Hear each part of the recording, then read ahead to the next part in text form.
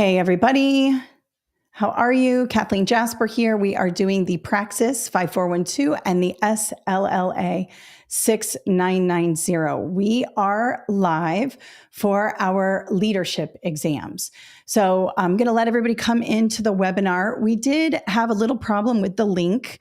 So hopefully if you're watching us on social media, you will see the right link. Let me just check really quickly and make sure we've got all the right stuff here. So as you're coming in, just to let you know, we are doing the Praxis 5412 and the SLLA 6990. So we are coming through here. Let me just see. Yep, we are live. Good, good, good. And as you come in, just let me know in the chat that you can hear me okay and see me okay.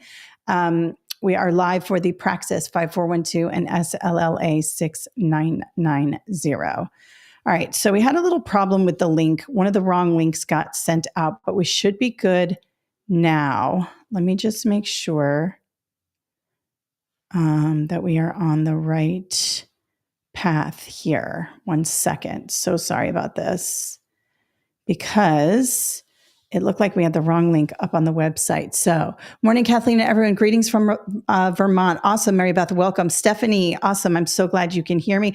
Just checking a link really quickly. We had the wrong link on the site. So hopefully you guys got in. So that's great. Let me just click here. And it looks like we've got, perfect. Okay, we've got the right link in there now. Okay, awesome. All good here. Good.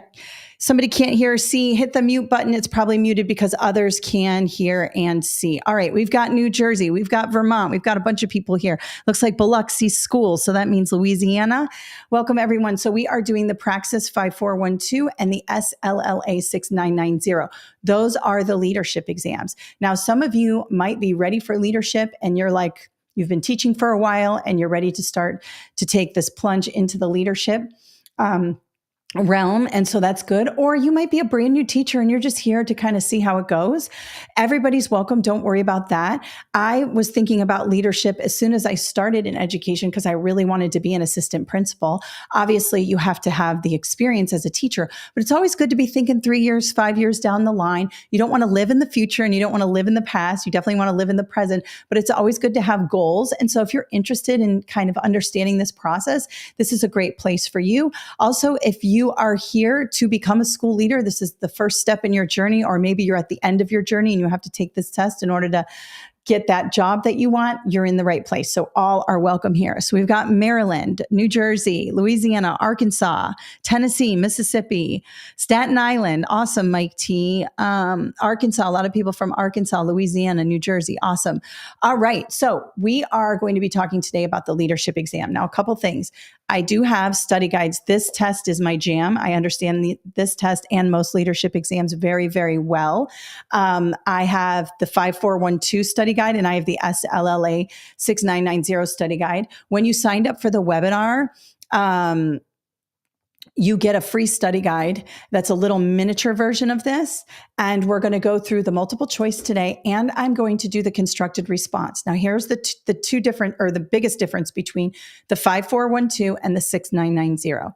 The 6990, the SLLA 6990, which some of you are taking, you have a writing section.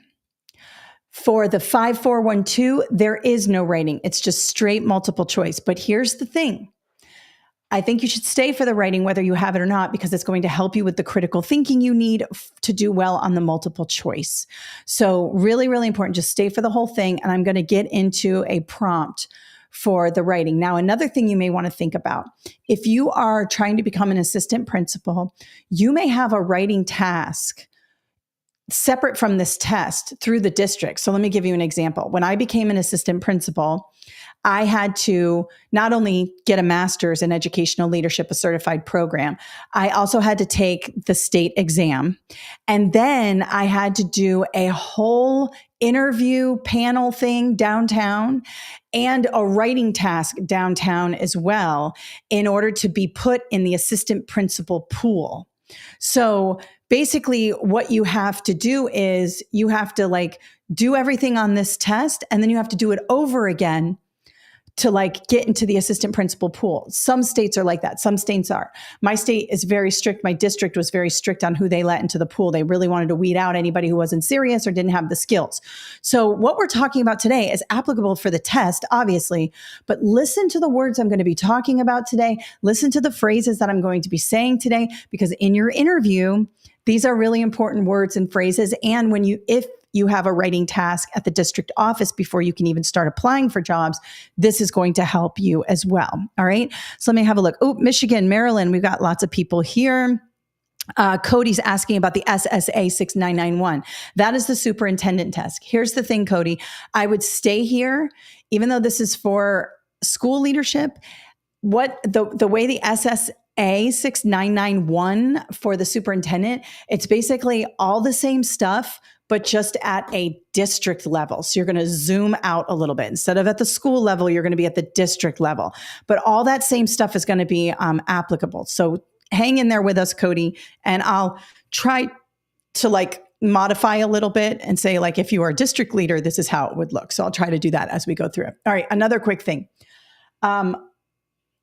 This is not always a straight shot to the top. These are very difficult exams because you're trying to become a leader. So you're now stepping out of just teaching and you're moving into school and district leadership.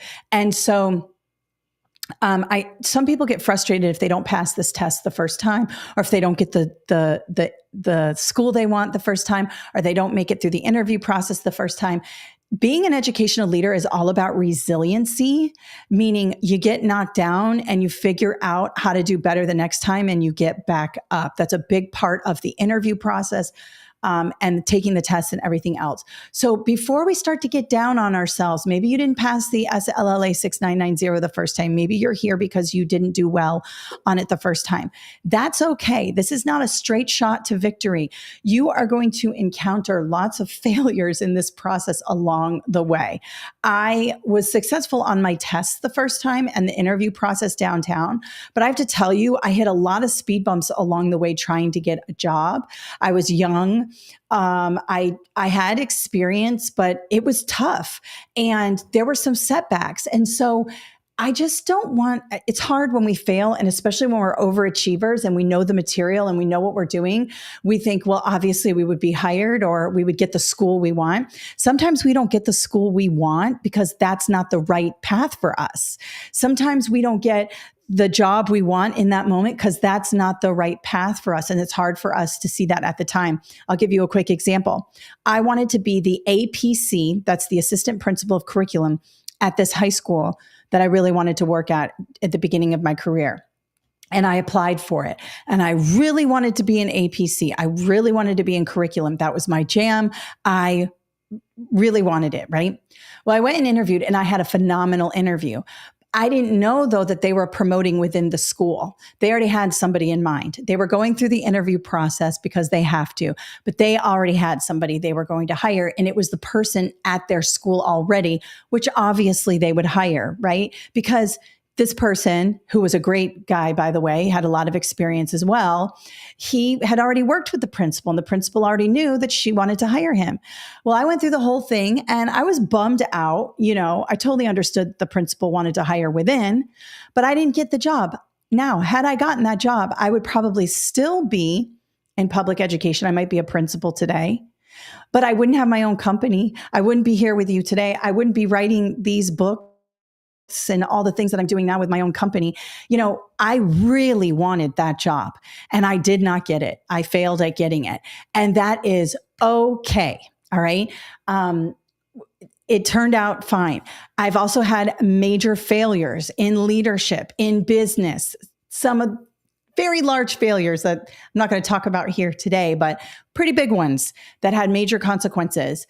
And you have to learn to say, what did I do wrong? Where was my leadership lacking?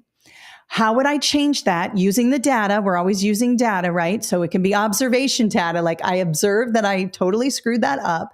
And how can I be better? That is the biggest part of leadership. We can't have our egos so inflated that every time we stumble, we fall, we can't take responsibility and say, you know, that probably wasn't my path, or I need to do a better job at X, Y, and Z. So I just implore you through this process that like, even if you stumble and you're not successful the first time, keep going, fix up where you're having issues, and keep trying. That's about being resilient, and being a leader is about resiliency. Radical resilience is my mantra this year. And just want to share that with you guys today. If you're not successful the first time, keep going. Okay. Now, let me show you where you can get some of these resources that we have already. Let me share my screen because I do have a ton of resources for this particular program. I know the leadership exams very, very well. You can see, and this is in the link, in social media. If you're watching me on social media right now, you can get this link in the description. You can also sign up for the actual webinar to get the free study guide in the description. If you are on the webinar with me, I have a colleague. Her name is Yana. She will be sharing links and things like that, and an offer code. So don't buy this yet. You're going to get an offer code if you're in the webinar with me today for 20% off. But we've got the study guide, which I'm holding up. We also have it for the 5412. We have the online course, which gives you every single thing that we have. It gives you the book. It gives you the audio course. It gives you all of the videos and stuff like that.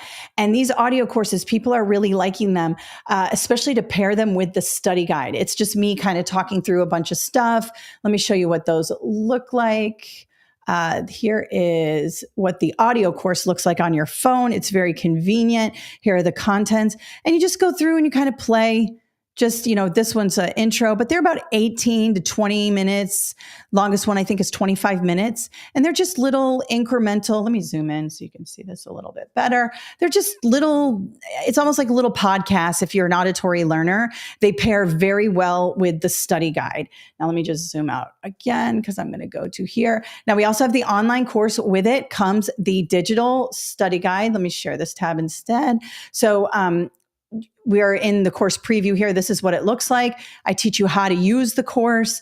You can download the full study guide, digital study guide here, save it to your computer.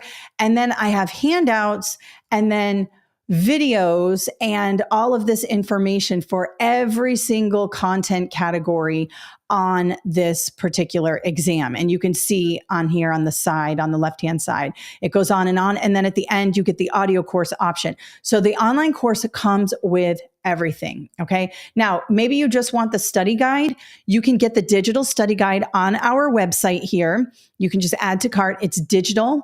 It gets emailed to you immediately after you purchase it. So check your email. Do not print it. Only get this if you like digital things. If you want a physical study guide, click this Amazon button here, and that will take you to our Amazon store. And you can see we have lots of 5-star ratings for this particular book. A lot of people love this book. A lot of people have passed this test with the book. And that way you can get it physical form. Okay. When you're on the website, it's digital, but I don't recommend printing it because it's a waste of paper and ink. Now, we do have this bundle option here. If you want to bundle the audio course and the digital study guide, you can do that and you get 15% off. Or you can get the online course for the SLLA, and this gives you everything. This gives you the study guide, all of the videos, and the audio course. All right. So I just wanted to go through the resources that we have. We have tons of resources for this test. It's a big test. It's difficult. You're going to want to take time to study. Today's going to help you with a lot of strategy. I'm going to go through test questions and I'm going through the writing. And remember, when I talk about some of these things, you want to be listening to the good words and phrases I'm using that will lead you to the right answer, but also will help you for your interview when you go to interview for an assistant principal. Now, again, if you're looking for, like Cody and a couple other people are looking for the superintendent test, this is still going to help you. You just want to think in terms of district-wide. So when I say school-wide, think district-wide. When I say teachers, think school leaders. Because if you're a superintendent, you're in charge of all the school leaders in the district. If you are a principal or assistant principal, you're in charge of the teachers, right? Now, I always talk about this in terms of scope of impact. Let's talk about that really quickly. As a teacher, my scope of impact is actually pretty big. You have to think about it, right? If you're a high school teacher, you have maybe between 80 and 150 kids a day, right? Middle school, maybe a little less. And of course, elementary, you probably have 25 to 30, depending on what your content area is. You teach those students, and then those students go out into the world and impact people. And hopefully they have a positive impact, right? Because you did something for them in their life. You made them smarter. You helped them think critically about things. You taught them empathy, all the things that teachers do. Lots and lots of things that we do for students, right? So they go out in the world and maybe they become teachers or firefighters or school leaders or whatever, right? Business owners, entrepreneurs, right? They're inspired by you and something you did. Your scope of impact kind of goes out into the world. Okay. And then you, become an assistant principal. Now your scope of impact gets exponentially bigger. The circle gets wider, right? Because now you are leading teachers, and then those teachers are going into the classroom, each individual classroom, and impacting their kids. So now instead of one classroom, you're impacting 80 classrooms. Then as you become a superintendent, your scope of impact now is like huge, because now you're impacting all the school leaders who are impacting all the teachers who are impacting all the students who are impacting their community. So you can see as you move out, your scope of impact gets bigger. So think about that when you're on this exam. And you may want to say in an interview, you don't want to say like, I want to have a big scope of impact, because that's kind of ego driven. You may want to say something like, I want to be sure that I have a positive impact of students because I know my scope of impact is going to be very big. It's going to be a lot bigger as an AP than it was as a teacher. So I want to make sure I have resiliency. I want to make sure that I'm culturally responsive. I want to make sure that I am using data to make instructional decisions. I want to make sure that I'm being a leader so that my scope of impact, which is going to be exponentially bigger than when I was a teacher, is positive. And that's a way you can talk about it when you're in that interview. Okay. All right. Julie's asking, is there a code for the Praxis 5412? Just use the code that she put in there. The code that Yana put in there will work on anything. You can use that code for anything you want. Okay. It'll take 20% off anything. All right. So now let's get into some of the test questions. Let's go to our study guide. Now, here's the thing, you guys. If you didn't have time to print out your little mini free study guide, don't worry. I'm going to be projecting it on the screen for you today. So don't worry about scrambling, trying to print it out or get it on your iPad or whatever you're watching this webinar on. I'd rather you pay attention to me, because we're going to be talking about things and I sound like a teacher. Don't worry about your paper. Look at me. And we're going to go through everything. I'm not going to go through every question on the study guide, because I really want to hone in on that writing section, because it's going to show you a bunch of things that you're going to need for lots of different, for not only the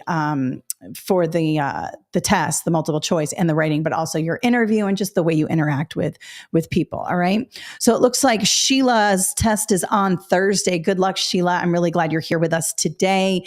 Pay attention to the good words and bad words I'm going to talk about for this. Now, one thing I want you to think about, when we are taking this exam, it's really helpful to work backward. Now, it's specifically helpful for the SLLA, because almost every question you are going to get on this exam and the 6991, those of you who are studying for the superintendent exam, is going to be scenario based, meaning you're going to have a big long narrative, maybe a piece of data, and then all the answer choices are going to be really long, and they're all going to sound like good answers. And I'm going to show you how to zero in on the right answer and discern those, because that's part of the leadership part. Okay. So just pay attention to what I'm saying. Good words, zero in on good words, eliminate bad words, and pay attention. Usually in the question stem, it'll say, what should the leader do first? Because all the answer choices look like good answer choices. And when we're moving through the test, we're like not paying close attention to keywords. That word first is important, because you may do all the things in the answer choices, but what would you do first? And usually it is look at the data, examine the data. That's usually the first thing. So anything that says data driven, looking at the data, that's always going to be something really, really important. All right. So now let's go. Let me share my screen really quickly with you here. First, I want to talk about, let me just move this over so we're here. Okay. First, I want to talk about the free study guide here. This is the free study guide. And you've got it here. It's got a bunch of questions. And then today, it doesn't have the writing attached to it. I'm going to be sending you the writing in an email about 30 minutes after this is over. So as soon as this webinar is over, you're going to get an email from me with all of the stuff we talked about today and the writing prompt I'm going to do for you. Okay. So you're going to have a look at this later on your own. I am going to do a couple of questions. Now, this is different than the regular study guide. Some of you have already purchased this. The regular study guide is over 200 pages, okay? And it's got a lot of stuff. You can see here, strategic leadership, all of this information, and then 10 practice questions at the end of each section, okay? So you can see what the questions look like for each section. And then, of course, there's a full-length practice test with detailed answer explanations for this book. So you can see, let's go here. So like, it looks like this. There's long questions. And then of course we have detailed, let me go here. Sorry. Detailed answer explanations here. Now, when you get the study guide or when you ever look at our study guides, I want you to make sure you read the answer explanations, whether you got it right or wrong, because inside the answer explanations is even more information. So it's almost like another chapter in the book. So I highly recommend, whether you got it right or wrong, just have a look at these answer explanations. Also, we separate each question by content category. So you can see numbers 1 through 20 come from content category 1. So you understand what those questions looks like. 21 through 20 something, 38, 39, let's see. Oof. 40, 47 all come from content category 2, and they go in order. So make sure you pay attention to the content category, because that's going to help you as you're studying for the exam. All right. So this is the full study guide. And then of course we have lots of, let me go here, constructed response. This is the analysis. We have many constructed response practice along with sample responses here for you. And I'm going to do one of those today. So don't worry, we're going to do one of those today. Okay. So this is the free study guide you got with the webinar. This is the paid. And the paid, you have a coupon code in the chat of the webinar. And also, if you buy from Amazon, we can't do coupon codes on Amazon because Amazon is the publisher. So if you want the physical study guide, you got to just buy it from Amazon. Now, one more thing. If you decide to buy the physical study guide and you want to upgrade to the, let me just go back here. If you want to upgrade, like let's say you bought the physical study guide from Amazon and you're like, you know what, I want the online course, send us a screenshot of your purchase and we'll give you an offer code to take the price of the book off the course, because the course comes with the book. So we'll do that for you. So if you already bought the physical book, send us a screenshot of your purchase with your name, please, and the amount. We're not going to add tax. We're going to pay you we're going to give you the voucher for the actual price of the book you paid. We will take that off of the course for you. And then you can get that off of the course. Just some of you may say, oh, I really want that online course. I already bought the book though. It's a lot of money. We'll take this off. Okay. All right. So let's go to my presentation now that we have that all out of the way. And let's start here. All right. So we're talking about the SLLA 6990 and the Praxis 5412. Both tests are identical. The only difference is that the 6990 has this analysis, and so does the 6991 if you are studying for the superintendent exam. And the 5412 does not. The 5412 is just multiple choice. Okay. However, you may have to write for the district if you decide you want to become an assistant principal. All right. So we have strategic leadership is 20 questions. Instructional leadership is the biggest part at 27 questions because it is the position of most states that they want their leaders to be instructional leaders, meaning having a strong understanding of curriculum and instruction, data analysis, all of that, really important in instructional leadership. Then we have climate and cultural leadership. This is how we become culturally responsive and understand all the different students and teachers in our buildings. Ethical leadership, this is all about what do we do when there's misconduct? How do we document these situations, student and teacher misconduct? It does happen. And how do we become ethical teachers as well, or ethical leaders as well? Organizational leadership is all about the building, safety, protocols, things like that. Community and engagement leadership is a lot like strategic leadership. So strategic leadership is all about, how do you build a vision, mission, and goal? And how do you get the community to come in behind you and do that goal with you. The same thing with community engagement, but this is also has to do with getting out into the community as principals, assistant principals, and superintendents. This one's a big one for the superintendents because you have to be part of the community. As a school leader, you're now out of your classroom and you're at the new businesses opening in your area because you want to make sure that you show support for those businesses.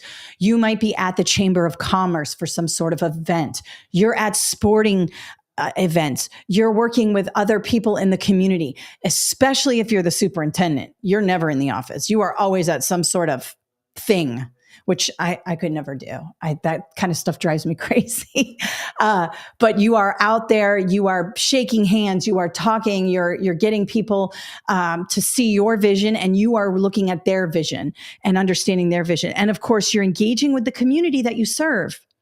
Because when we are principals, assistant principals, and teachers, a lot of times we serve a community that we are not a part of. We might be serving lower income families, migrant families, students who are from a different culture, race, all of that than we are. So it's important that we get into those communities and let them know, hey, we're here. We want to serve you. You are our stakeholders. You are our community. We love you. We accept you. We are here to serve you. That is our job as leaders. Okay. So let's have a look at what this might look like on the test. Now, this one has to do with strategic leadership. This comes from number 1. When you see the word needs assessment in the question stem, we're usually trying to figure out our goals. All right. So let's have a look at the answer choices here. This is a very short question, not a huge scenario. So you can kind of read this first. Normally I work backwards, but when there's only one sentence here, it's kind of hard not to notice it. So it says a needs assessment is a systematic process for A, determining and addressing needs or gaps between current conditions and desired conditions or wants. All right. We have this word needs and we have the word needs assessment. Now you might say, that's too obvious. I say it's not too obvious. Go with the obvious. If you see the obvious, it probably is the right answer. So A is looking good. We're looking at what our current conditions are. Where are we now? And where do we want to be? What do we need to get to the goal? So A looks good. B, surveying teachers to determine areas of improvement and where to allocate resources. Okay, so this sounds like a good answer choice too, because do we want to survey teachers as leaders? Yes, we do. But a needs assessment is more of a data analysis. Okay, it's more about looking at the data. What is our current situation in reading? Okay, only 42% of students are proficient in the school. Okay, where do we want to be? Well, we really like to be at 52% in 2 years. A 10% increase in 2 years is actually a really good jump. Okay, so, now where are the gaps? What do we need to do? That's a needs assessment. Step 2 might be survey teachers. First, we look at the quantitative data. What do the numbers say? Step 2 might be, now let's look at the qualitative data. Let's survey teachers and say, what do you need? What do you feel like we're lacking? That's a big part of it, but it's not the actual needs assessment. So I'm going to cross off B. C, using student achievement data. Okay, data's good. To drive decisions made in the classroom. Okay, keyword here, classroom. A needs assessment is not for the classroom. If you're a school leader, you could do a needs assessment as a teacher, but this is a school leadership exam. And remember, we're at the building level right now. All right. We are not at the classroom level. So I'm going to cross off C. Sounds good. Using student achievement to drive decisions made in the classroom. No, made school wide. Okay, so C is out. D, analyzing resources and determining allocation based on desired student achievement. Okay, D sounds good, but are we going to analyze resources or are we going to analyze data? We're going to analyze data and find gaps. Gaps is a good word, or achievement gap is a good word on this test because we want to see where is the achievement gap. All right, so you might have students from one subgroup to another, and one of the subgroups is achieving at a much lower rate. So there's a gap in the data. That's what they call an achievement gap. And so that's where we would say, okay, the need is here. The need is in this gap. How do we fix that? What do we need to close that gap? All right, that's why A is good. We don't analyze the resources. What are we going to analyze? The books, analyze the science room, analyze the money? That doesn't make sense. D is out. So be careful. There's nuances here you want to be aware of. And if you're studying for the superintendent exam, just zoom out a little bit. A needs assessment is a systematic process for determining and addressing needs in the district at different schools. Which neighborhoods are achieving at higher rates than others? Where is the gap? All right. It's going to be the same on the 6991, 6990, or the 5412. All right. Let's have a look at number 2. You can see now we have a big scenario question here and answer choices here. Always start with the answer choices first when we're doing this. So we have A, form a committee of experienced teachers to analyze the data and come up with solutions. Okay. I like form a committee. That sounds good. This sounds good. Let's leave it. B, review the SIP, school improvement plan, and analyze current goals identified in the plan. All right. Reviewing the SIP is okay. There is some data in the SIP. It looks like we're doing this alone. I don't like it as much as A. Let's keep A. I'm not going to cross off B, but A is looking like my best. C, delegate part of the task to the assistant principal so time can be used efficiently. Okay, C is not bad either, although I like A better. If C were attached to something about, succession planning, helping other assistant principals get duties based on their skills and talents, because as a leader, we do want to delegate properly. That's part of leadership. We don't want to hoard all of our tasks because number one, we're going to burn out. And number two, we have a lot of talented people on our staff and we want to know how to use that talent to better the school, right? So C is good, but I'm looking at data here. I don't know. I don't love C as much as I like A. A looks good, the best. D, disaggregate the data based on subgroups and analyze achievement gaps and areas of weakness. Whoa. D has got all the good words. It just beat out A. Disaggregate the data, always a good word on the test. What does that mean? That means we're looking at a set of data and then we're digging down deeper into the data. So you might have overall achievement data and then you might disaggregate by subgroups. All right. How are the general ed kids doing? How are my special education students doing? How are my ELLs doing? How are my students with different socioeconomic backgrounds doing? We're going to dig down in that. And then even smaller than that, we might say, okay, this is how they're doing. Okay. How are they doing in vocabulary? How are they doing in reading comprehension? How are they doing in spelling? To really figure out which subgroup needs the most help and at what skills do they need the most help? So that's where it becomes really good data analysis. So D has all the good stuff here. All right.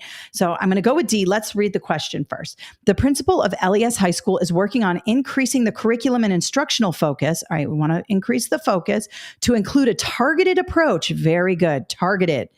Disaggregated data. If you want to target, you got to disaggregate the data to student subgroups, specifically students who are identified as low socioeconomic and ESE. ESE is also special ed.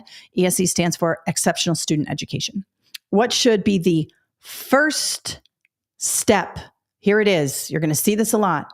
Well, forming a committee sounds great, but that's not your first step. Forming a committee comes after you've looked at the data. You as a leader have to say, what do we have going on here?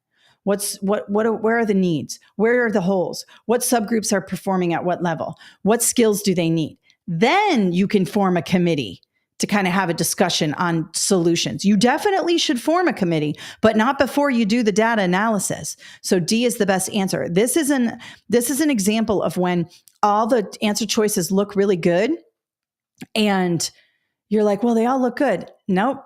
Only one looks good. Number one, D is best because of all the good words in it. And it is also best because of this first step. So pay attention to that one question stem at the very end. What is it asking you to do? And if you have to go back and review that, do that. It'll help you. All right, let's have a look at number 4 from the free study guide. Now, you've got a scenario here. You've got a data set here. You've got another little question stem here. And then you have long answer choices. Work backwards, because what's going to happen is if you start up here and you start reading this, you're going to read it all. You're going to get lost in this chart.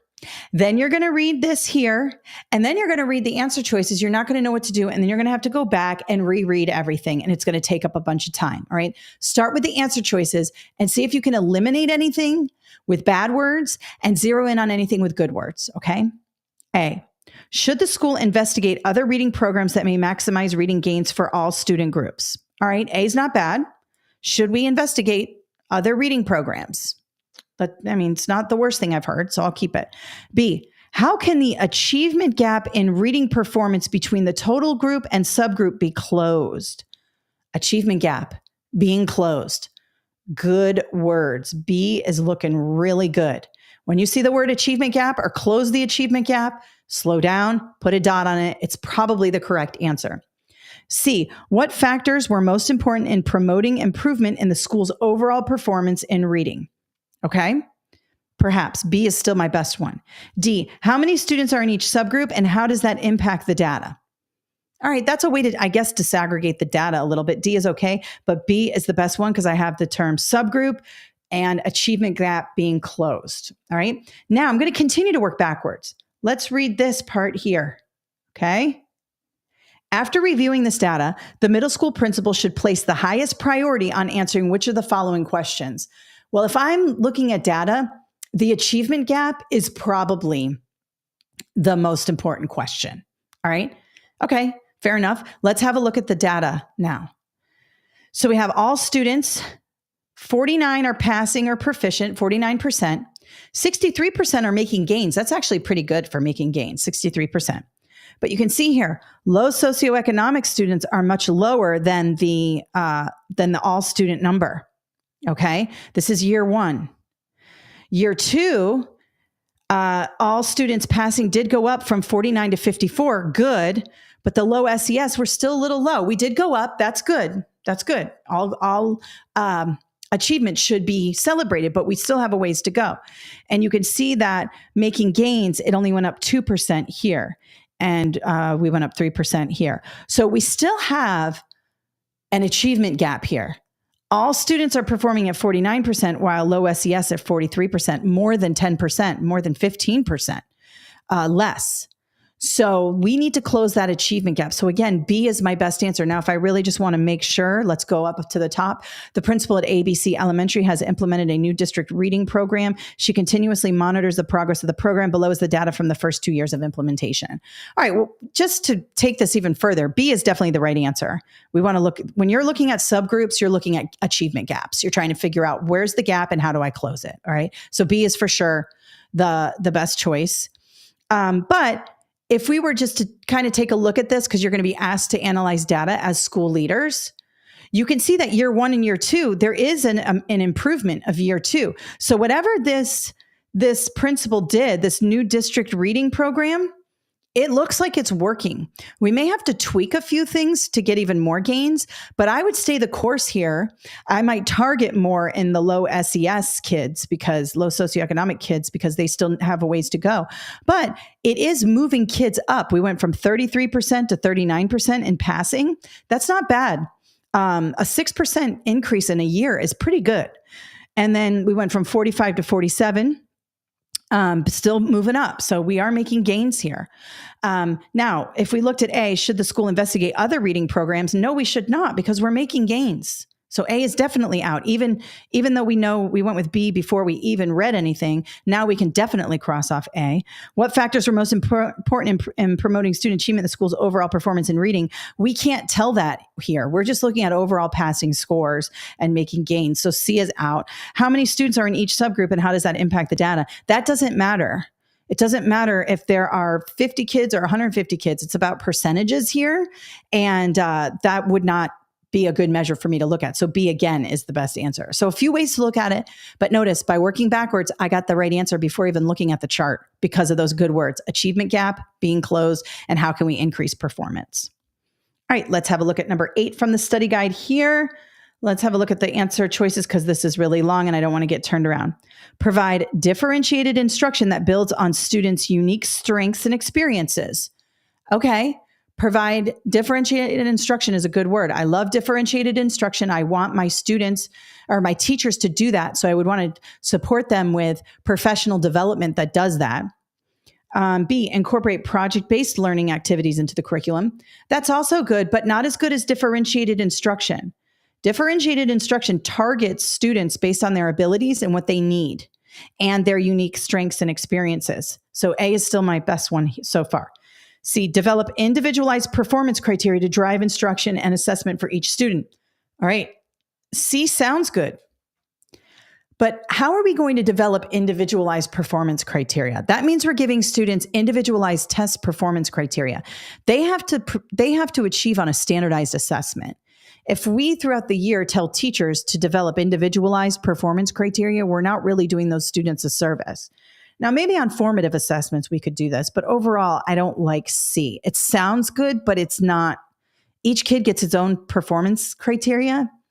That's beyond differentiated instruction. That's like differentiated assessment and like for each kid. And it seems like a lot. I don't know if I would do C. D, create and implement standards aligned. Ooh, I like that word. Independent study programs. Independent study programs. Probably not the right answer. Nothing wrong with independent study. However, usually this is attached to students who are struggling. And if they're struggling, independent study is usually not the best situation here. So right now, I like A because it's got the good words, differentiated instruction, unique strengths and experiences. All right, let's have a look at the scenario. After a needs assessment, all right, so we've already done our data analysis. The leadership team has decided to focus on certain subgroups within the school, especially ELLs and low SES. Okay, typically, English language learners and students from low socioeconomic, typically, not all the time. There are plenty of students who come from poverty and plenty of students whose first language is not English who soar on standardized achievement tests, okay? This is just a general statement. I have to be very careful when we use generalizations. They are probably going to need some differentiated instruction or some extra supports in general. So D, I can cross off right away because independent study is not going to benefit the whole group. Now, some ELLs might thrive with independent study. Some students from low SES might thrive with independent study, but we're talking about a subgroup as a whole, all right? The needs assessment data show these students tend to perform at substantially lower levels than their peers, both in the classroom and on standardized tests. All right, so this particular data is showing this. The leadership team can best support teachers who serve these students by providing teachers with professional development aimed at improving the ability to. Now notice, the answer choices sounded almost like teacher strategies, which they are. But in the question now, we are the leadership team and we are saying, hey, we're going to provide you professional development in this area.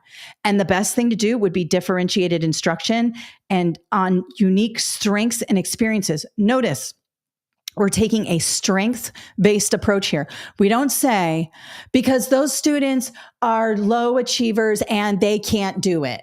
No. We are building on their unique strengths and experiences. Do you know that students who come from these subgroups, and I hate the word subgroup because it like groups kids and it generalizes, but students who are bilingual, who came to the country, who don't know the language, who got thrown into a public high school in the United States, who just came from another country, left their family and traveled here or whatever. Do you know that those kids are strong. They have endured a lot. Think about how crazy that must be. And some of you may have done that. Some of you may be on this webinar who have done that. Also, students from low SES, they're survivors. They have a lot of unique strengths and experiences that we can showcase rather than saying, our kids, they can't do it. They're not from this area, so they can't do it. I hear people say things like that all the time. That's a deficit-based way of thinking. We don't want to think that way. We want to say, yeah, we got a lot of ELLs. They're bilingual. They have endured some crazy stuff. And we know they're really good at X, Y, and Z. So we're going to focus on that and use that to prop them up. And we're going to differentiate instruction based on that.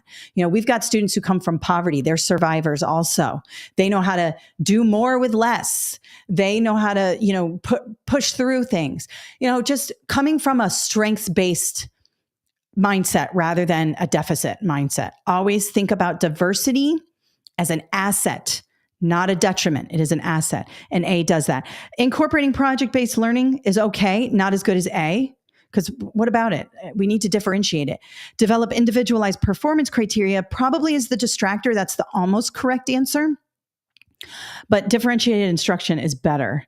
And then standards aligned, yeah, that's good. But independent study, ELLs, I mean, they're just learning English. We independent study in English is not going to help them. We need to support. So A is the best answer there. All right, now we're going to get into the writing, but I want to go back to my comments here and make sure you guys don't need anything here. Okay, test is Monday in Indiana. Good. Greta is taking it on April 6th. Good luck, Greta. Mary Beth is saying good luck to people. Awesome. I didn't get the webinar study guide. I had the wrong link. No problem, Michelle. There was a wrong link. We're going to put it in there. I apologize. There was a bad link. Don't worry. After this webinar, you're getting an email with everything I talk about today. Work backwards videos, playlists, coupon codes, and the PDF of the study guide and the constructed response I'm about to do. So just sit tight. You're going to get everything you need. I apologize for that bad link. It happens sometimes. All right, Denise, asking a question about leaders. Should the leader train team leaders to present new curriculum or give teachers time to plan how to implement it in their department? This question came up on number 6 in your practice test. Okay, this is a great question, Denise. So it all depends on the question. But here's the thing. Teacher-led professional development has a higher buy-in than leader-led professional development, assistant principal-led professional development, okay? So when you have a chance to enlist really good teachers to help you disseminate professional development, you want to do that. Now, it all depends on how the question is looked at. And let me just have, this was number 6 in the free study guide, you said. Let me just have a look. Which is finding this curriculum on new dress code policy. Oh, it may not be in the free study guide. It might be in the paid study guide. If you want, you can drop it in the exact question if you want, as long as it's not a test question, as long as you didn't get it from a test, as long as it's from my study guide, you can drop it in the chat here if you want. But typically teacher-led professional development is going to give buy-in. Let me give you an example. My colleague and I started PLCs at our school back when PLCs were just coming out. And we really wanted the teachers to buy in. But of course, they were fried. They were tired. They already had a million other things to do. And the last thing they wanted to do was come up with common assessments in PLCs. But we knew it would be good. And we knew they would like it if they would just give it a chance, right? But if I stood up in the middle of the faculty meeting or the middle of whatever and started pushing my agenda for the PLCs or the school agenda for the PLCs, the teachers were going to be like, oh, Jasper again with the curriculum. She's always talking about curriculum. We are sick of hearing her, right? That's just the way it is when you're a leader. People get tired of you. So what we did was, and this was not my idea, it was actually my colleague's idea. It was a fantastic idea. She had the idea to get the baseball coaches in the math department. They had really good scores. They were great teachers, but they were kind of casual teachers. They weren't like your overachievers in the teaching department. They were overachievers on the baseball field. She got them to lead the professional development for the PLCs, the very first professional development, talking about how they did it, what outcomes they had, all this stuff, right? First of all, the whole place stopped when the baseball coaches got up. We go, okay, we're going to do some professional development now, and you'll be happy to know that I'm not going to do it. Coach Bell and Coach Turco are going to do the professional development. And everybody was like, it was like the record went, and everybody stopped and watched. And the baseball coaches who never did professional development, didn't want to, stood up. They did a fantastic job. They made jokes. It was funny. It was relatable. And they showed how they implemented these practices in their PLCs and it increased their scores and they liked it. They were like, hey, it works. It's good. If the baseball coach is telling you it's good and they would rather be on the baseball field than in the PLC, trust me, then the other teachers are like, oh, if Turco does it and Bell does it, I can do it. And we had a lot of buy-in after that. That is one of the best lessons I got. And it was not my idea. It was my colleague's idea. It was probably the best thing she could have done because for the rest of the year, people were like into it. And if I had delivered it, if she had delivered it, they would have been like, oh, another thing for us to do. But when the coaches stood up and said they liked it, it was a game changer. All right. So I would say teacher led is number one, but there are some instances when you are the assistant principal and you may have another team member who's better at it than you are. You have to identify strengths on your team. So for example, I'm like the big ideas girl. I love the big ideas. I come up with lots of big ideas. The small details, I'm getting better at this now, but the little tiny details I'm not as good at. There are people on my team who are good at the small details, so that's when I, delegate that. I do that now in my business. I have people on my team who are good at different things. And sometimes it's hard to let go of stuff, especially when you started the business yourself and you've done everything yourself. And now you're like, you have to give your baby away. Turns out sometimes they do it better than you could have ever done it. So you have to figure out where it's appropriate. Also, when it comes to succession management, this is a good word on the test, especially for principals and superintendents. You're not always going to be the AP. You're not always going to be the principal. You're not always going to be the superintendent. You have to train people to come up behind you and do really well, do better than you did it. Don't have a big ego where you're like, I'm the only one who can do this. No one else can do it. Not true. Plenty of people can do it. And if you train them properly, they can do it better than you. And that should be the goal. So if you find a teacher in the building who's really good at social media, she or he could become your social media person. And maybe they want leadership opportunities. Give them that. Let them run the social media. Maybe you're buried in referrals. They want some discipline experience. Bring them up. Developing teacher leadership, succession management, because then you become the principal. Someone else has to become the assistant principal. So we want to delegate. All right. Someone's asking about work backwards on another leadership exam. Working backwards works on all the leadership exams. The SLLA has those very long scenario questions. And also on your writing, you're going to want to work backwards. And I'm going to show you how to do that. When will they do strategies only for SLLA? Can I study the SLLA book for my other test? Yes, you can. They all do the same thing. Okay. And here's another thing you want to pay attention to. Google this, write this down. And we'll put it in the email for you as well.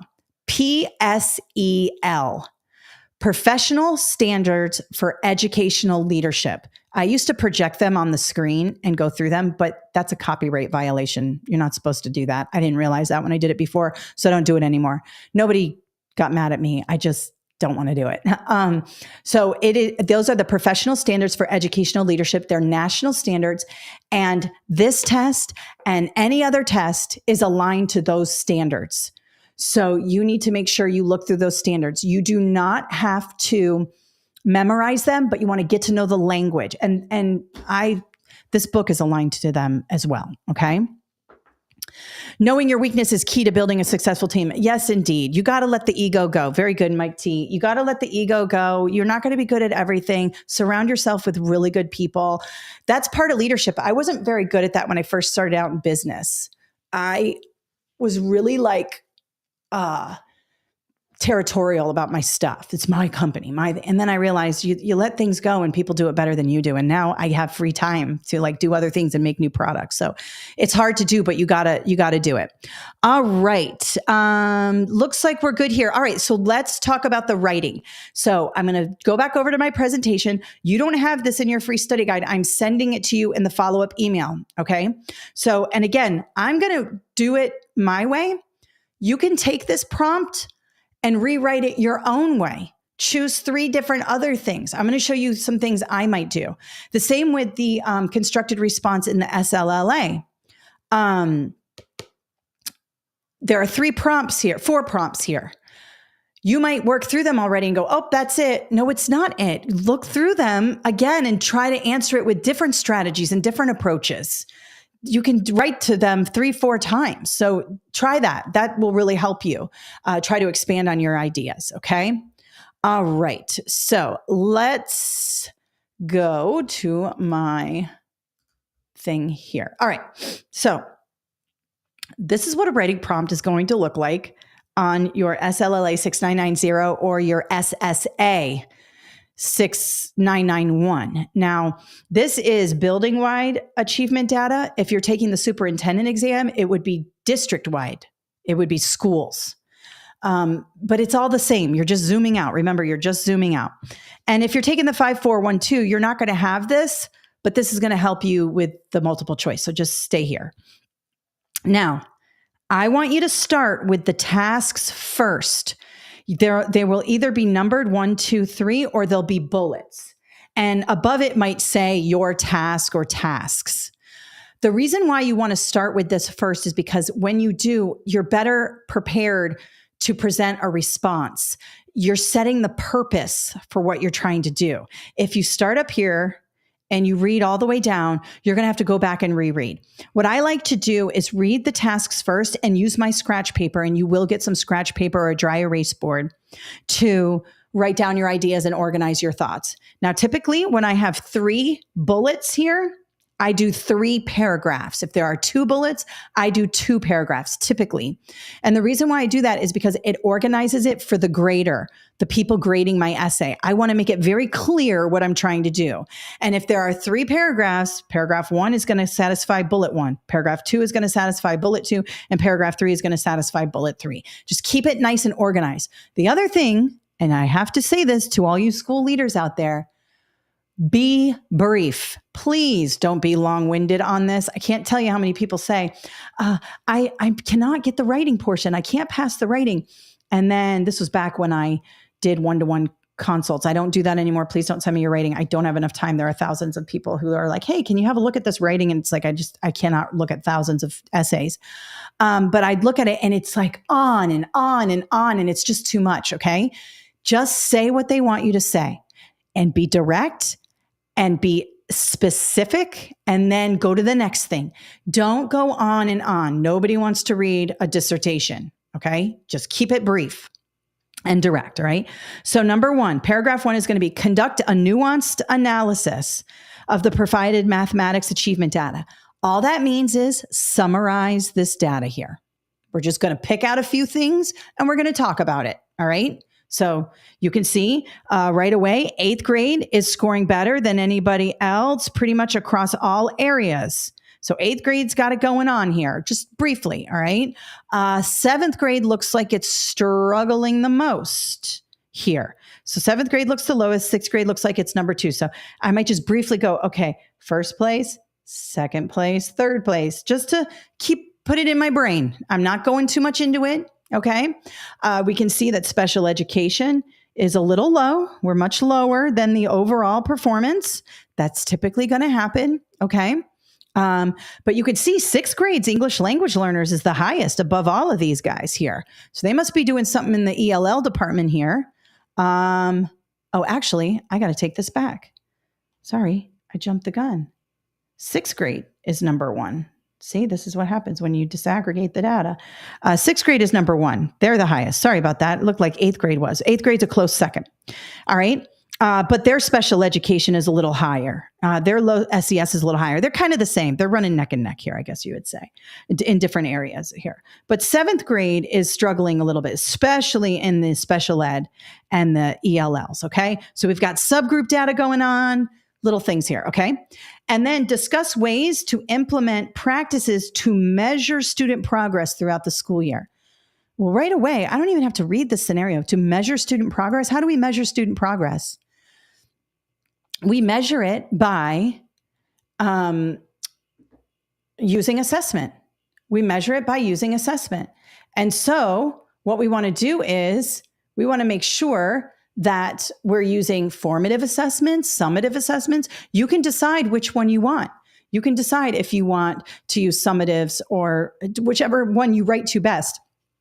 I like formative assessments. I love formative. I love to write about it. I'd probably implement some sort of formative assessment practice for our teachers, okay? So right away, paragraph 1, we're going to summarize here.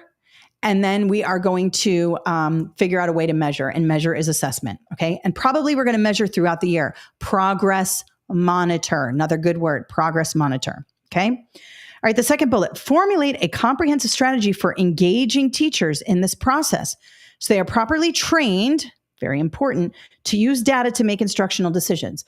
All right, so we're obviously going to use some assessment. Well, assessments are useless unless we are looking at them to make instructional decisions. We're analyzing the data. Well, guess what? Data analysis is tough. You don't just wake up one morning becoming a data driven instructor. You have to work at it, right? So we got to figure out how to engage the teachers to want to do this, which is what we talked about earlier. And we need to train them properly to use the data. So probably somewhere in their PLCs, we're going to want to train them. We're probably going to engage them to get buy-in. We're probably going to want to do some teacher-led professional development. That's always a go-to of mine when writing for this, teacher-led professional development. And of course, we want to talk about disaggregating the data, those good words. Remember, we want to train teachers on how to disaggregate this data, use common assessment data to make instructional decisions, maybe build common assessments together in their PLCs. And I'm writing all this down, just some ideas. I haven't even read the scenario yet. I'm just writing down some ideas. And 3, anticipate potential challenges and complications in implementing your plan. All right, I don't even have to read the scenario to know what the challenges are going to be. What are our major challenges, guys? Money, which is resources. And I would say the second thing is probably, I might just make this up, a lot of new teachers. And that is the reality for us. Nothing wrong with new teachers, love new teachers, but because there's such a teacher shortage, the teacher turnover is huge. And so we've got a lot of brand new teachers in the building who may not they're buried in just being a teacher. Now they got to be data analysts.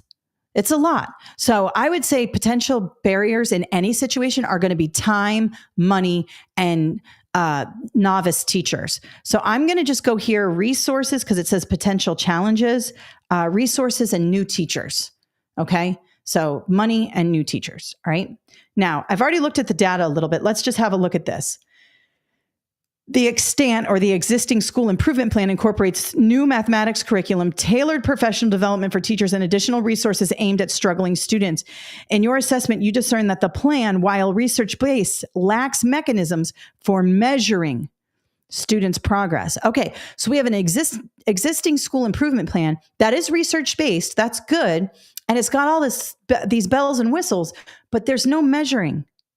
That's a problem. How are you supposed to progress monitor incrementally throughout the year and then make decisions throughout the year and tweak your process? So we need to address that.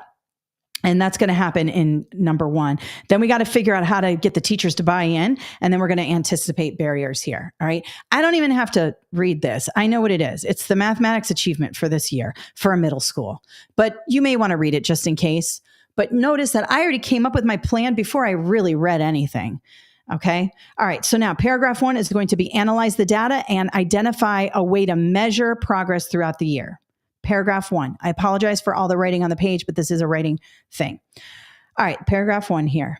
The data set reveals substantial disparities in mathematical proficiency across diverse student subgroups. Did we see that? Yes, we did. Special education and low SES and English language learners is lower than the general education in the overalls, okay?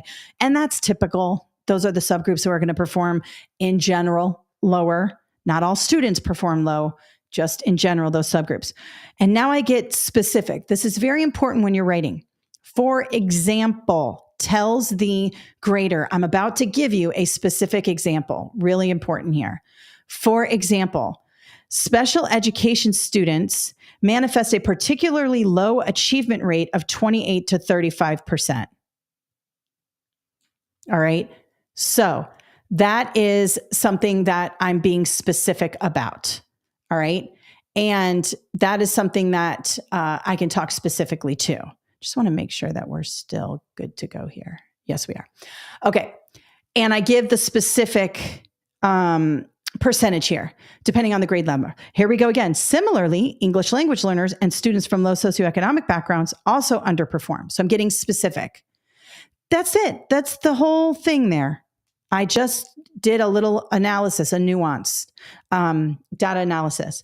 Now I'm going to the second part of that bullet, which was to meet the needs of these students throughout the academic year, we will implement department-wide formative assessments. Remember, I told you that I like formative assessments, and I'm going to write to that.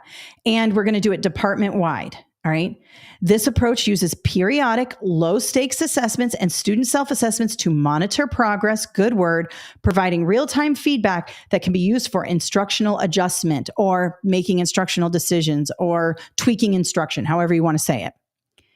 And here we go, a little bit more specific. In addition, math teachers will use their weekly professional learning communities, more specific stuff here, to build common formative assessments and analyze the data together. And then I give a little thing at the end. You don't have to do this, but I just say why this is good. Building common formative assessments will help the math team build community through the department and will ensure effective data analysis and decision making. You don't even need this. I just added it like, hey, this is why we're doing it. It's good for this reason. All right. All right. Now, that satisfies this one. Check. Now let's go to number 2. How am I going to get engaging teachers? How am I going to engage the teachers? This one's a little bit less involved.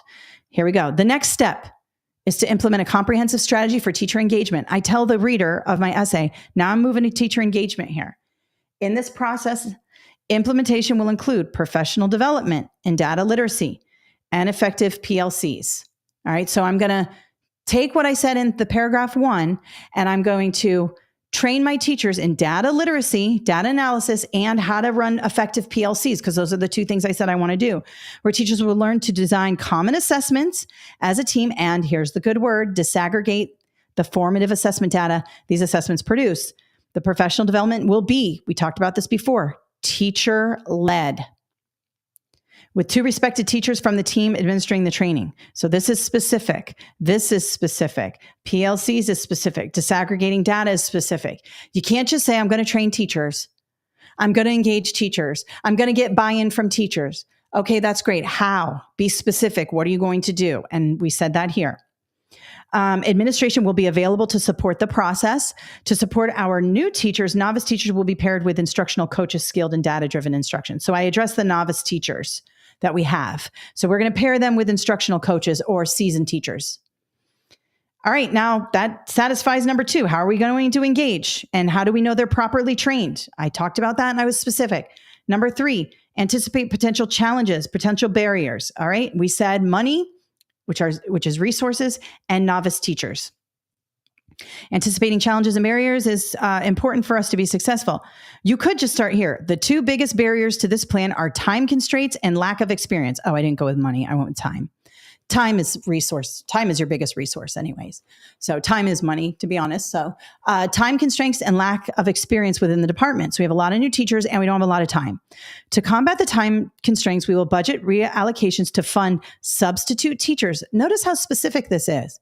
I'm going to get subs to come in and relieve our regular math faculty so they can plan with their PLCs. Oh man, wouldn't this be awesome if all principals did this? Remember, this is pie in the sky. We have all the time in the world, all the support we need. If you're becoming a superintendent, principals really need the resources to do this for their teachers. If you want teachers to get better, you need to give them time to plan together. You can't just say like, oh, you're going to do a PLC for 15 minutes after school. Fund those subs, get those subs in there and let the teachers have like 1 day a month where they can just sit with their team and plan out these common assessments. The results are amazing. This also ensures faculty are getting paid. We need to pay our faculty for this. This should be on their paid time, not extra non-paid time. That's going to help with getting them buy-in as well. Along with pairing novice teachers with those who are more experienced, which I talked about in the second paragraph, we will implement a scaffolded professional development approach. Notice, we're going to scaffold our professional development. Just like we scaffold instruction for our students, we're going to scaffold instruction for our new teachers, beginning with basic data literacy and progressing to advanced instructional strategies. Specific, specific, specific. I am really breaking it down for you guys here. This will be differentiated so all teachers' professional development needs are met. Finally, the administrative team will be dedicated to supporting all faculty. Differentiated professional development is a good word also on this test. If you see it in an answer choice, it's probably the correct answer. So notice I have all 3 paragraphs.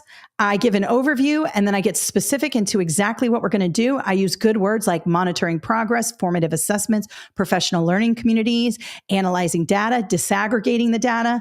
I talk about here teacher-led, data literacy, designing common assessments. And then I get here where I get into, allocating resources. Another good word on the test, allocating resources is a good word.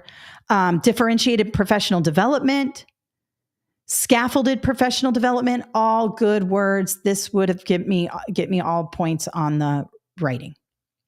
All right, let me stop sharing there. Okay. Yes, Michael, 6th grade was best. I fixed that. Sorry about this. Cody, if you are on the fence, get this book. The CR is perfect. Any suggestions for the SSA? There is very little out there. I know, Cody, I'm trying to write an SSA book. I'm just buried right now. What I will say is if you did well on the SLLA 6990, just try to, because really what I'm going to do is just adapt the book to district-wide.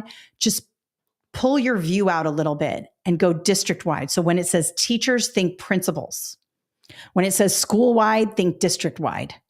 And when you have school data, think district data. So thanks for your support on getting the book and the CR, the constructed response. I appreciate that. I'll do some more videos on the 6991.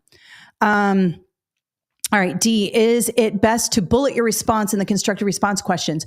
You can bullet. I like to just do it by paragraph. I know they want complete sentences. You have to kind of express yourself in complete sentences. Now, I have done headings. When I wrote for my, I did this in my doctoral program when we had to do our comprehensive exams. And I did this in my writing assessment for downtown to become an assistant principal. I bulleted and used headings, but I also had full paragraphs as well. So you want to make sure you're writing in complete sentences and you're doing complete thoughts. You may have a bullet or two in there, but I would be careful. Headings work. Headings work really, really well. They help to, I'm a professional writer, so of course I use headings. Everything's a heading, and it just helps to organize your thoughts. But you want to just make sure you do everything in the task. All right. All right. As compared to the other groups, Mike T, you must have been a great educator. I would say you're a great. Oh, thank you so much, Mike T. Yes, I love education. I loved being a teacher. I loved being an assistant principal. It was great. All of it was good experience. Very good experience. All right. Do we have any more questions about this particular exam? Any tips for time management on the constructed response? Time does go by very fast. Yes, it does. All right, here's the deal. The constructed response is timed separately. So you can't bank extra time you got on the multiple choice and apply it to your constructed response. Okay. You have to, they're separate. So you only get a certain amount of time for the constructed response. Working backwards is going to save you time. Notice when I went through those bulleted points, I basically already had my essay kind of mapped out. Then I went into the question and got some specifics I could pepper into my response. But typically you can answer a lot of the questions before you even read the scenario. You're definitely, if it's got a data set, you're going to have to look at the data set. But most of the time you can right away, how am I going to monitor progress? Formative assessments. How am I going to do that department-wide? Common formative assessments. Just start to kind of get that information going and just list it on your scratch paper so you're ready to go.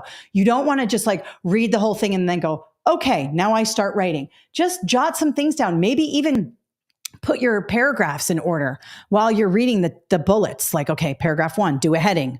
Data analysis. Paragraph 2, teacher buy-in. Paragraph 3, barriers, and just start to fill it in and then make it into complete sentences. It does not have to be a huge, long thing. You just have to answer the question. So keep it short, keep it direct, and just answer the question. Dr. Jasper, if I have to take the FELE, can I use your SLLA book? Yes, Brenda, you can use the SLLA book for any leadership exam, but I want to be clear. This is not for any Florida exam. It is for the national exam, okay? There are some documents you can have a look at for budgeting and things like that for your specific state. There are, if you Google budgeting and then your state school budgeting. That'll help you with any specifics for your school budgeting if you're taking a very state specific test. If you're taking the SLLA, it's not going to be specific to your state because so many states use this. But I know like Texas has their own, Florida has their own. You may want to just look up some specifics for your state, and they have those documents available. Okay. Will the testing center provide paper, or will I have to bring it on my own? You don't bring anything on your own. The testing centers provide everything. Sometimes they give you paper. Sometimes they give you a dry erase. It just depends. And you can always ask for more. You just simply raise your hand and they will come and help you. I am preparing for SLLA on Friday. The SBED laws get me mixed up. Does your course help with these? There is some special education in here, but all you have to do is Google IDEA. The biggest thing is making sure all your teachers are following their IEPs. So whether they're general ed teachers or special education teachers, everyone has to read and follow the IEP. The other thing is IEPs must be revised every academic year. That's a big one. So Laura, if you want, I have an online course. We have special education programs. I have a whole program for that. But if you want to just save money and do it on your own, just Google IDEA and it has everything in there and read through those. You do not have to memorize it. Just read through it. Specifically, IEP teams, when do they meet? How often does the IEP need to be revised? Those types of things. And I do cover those in the book. All right. Anything else? All right. Some of you are taking this.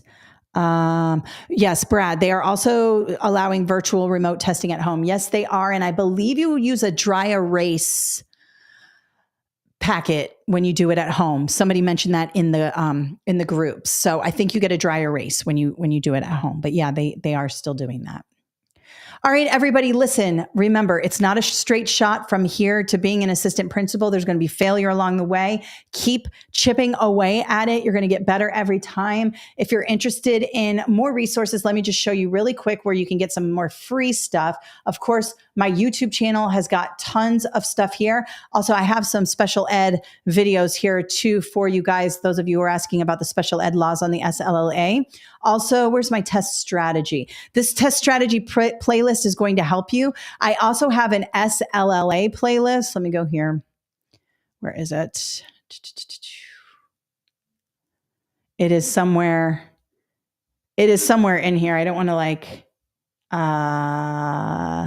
it's in here. I promise. I have a lot of, here's the superintendent playlist. Oh my God, somewhere here. You'll find it. There's a playlist for the SLLA. The other thing you want to do is school leadership. This will help you with your interviews. I've interviewed a ton of school leaders. I was a school leader. I went through the interview process, all of that. This will help you with essays and all of that. If you're in graduate school, I have a lot of grad school videos here, how to write a dissertation. Should you go to grad school? Should you get an EDD? Should you get a PhD? I've been through all of that, and I talk about that there. So there's a lot of good playlists there. Another place you can find me is the TikTok. I am on TikTok, so I do shorter videos here. I just posted a couple work backwards videos here. I have some SLLA videos here, and I'm about to post some more there. Remember, we have all of our resources here. If you go under our programs for the SLLA 6990, this will take you to everything we offer there. And then also for the 5412, we have all of that here. Now, the offer code you get for the 5412 or for the SLLA 6990 will work for anything. And also this online course, these are the same. The only thing that's missing from this book is the writing, but I recommend you do the writing. If you're doing the 5412, just practice with the writing because it's going to help you with the multiple choice. So it just helps. And of course, the audio course plus the book is such a good combo. It'll really help you out there. All right. So without any more questions, what sections of the SLLA would focus on the field? They're all the same, Michelle. So the tests cover all the same stuff. It's instructional leadership, organizational leadership, ethical leadership. They're just put in different orders. So we focus on Praxis. I can't get into Florida exams specifically, but this book will help with any exam. But you can also just use this free webinar on my YouTube channel and you can get a specific Feely book out there from another company, but we do not prep for the Feely test. Can we start backward for queue at last 4 questions. Can we start backward? I'm not sure what for question. Can we start backward for question, last 4 questions? I'm not sure. I'm not sure what you're asking me there. Okay. Any pointers on the cultural part of the test? Yes, Shannon. In my audio course, I go over this a lot as well. The biggest thing about being culturally responsive is that we want to celebrate diversity. Diversity is an asset, not a detriment. We also want to make sure we're getting out into the community and meeting our members where they are. We also want to make sure we're hiring. We have diverse hiring practices so that we are, it's a good thing to seek out people from diverse backgrounds. That goes for teachers with special needs. There's a lot of teachers who grew up with special needs, who had ADHD, dyslexia, stuff like that. They make amazing teachers because they've had the exceptionality themselves, and they become amazing teachers. So not just from different cultural backgrounds, but also from different ability backgrounds is very important. And so that's really important. So getting out into the community, celebrating cultures, making sure our libraries are stocked with culturally diverse materials, which we're hearing a lot of people trying to take away right now. As leaders, we want to keep those libraries stocked with diverse perspectives, diverse learning, very important, okay? All right. So that brings us to the end. It's 11:21. I went a little over today. Thank you so much for joining me today. Good luck on your leadership exam.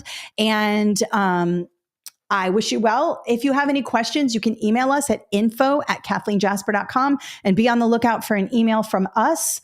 In about 30 minutes, you'll get an email from us with everything we talked about and my constructed response. All right. All right.